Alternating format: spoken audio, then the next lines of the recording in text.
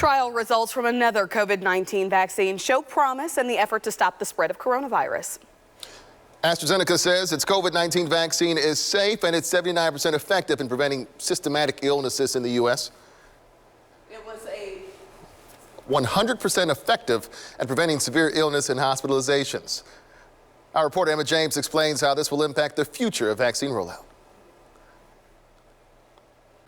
Researchers here at the University of Kansas Health System enrolled 500 trial participants.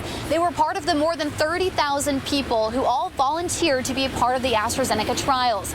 And now we have the initial findings. We think that this is important news for the world because this is the vaccine that is relatively easy to make, less expensive, and therefore, we've prepared for it by having billions of doses basically ready for it. Dr. Mario Castro is one of the lead researchers at KU Med overseeing AstraZeneca trials.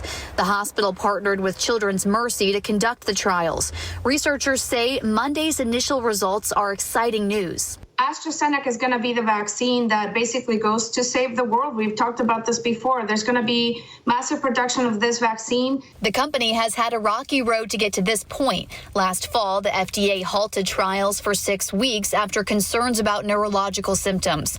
Recently, blood clots became a concern, but ultimately there was no evidence the vaccine was to blame for either.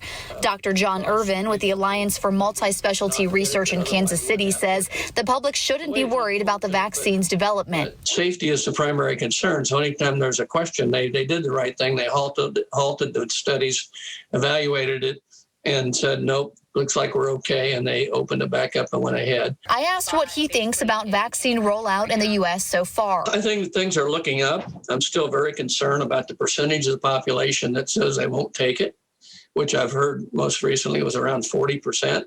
And as I mentioned, we need to hit 70% vaccine to get herd immunity. He hopes hesitancy to get the vaccines loosens as time goes on. In Kansas City, Emma James, 41 Action News.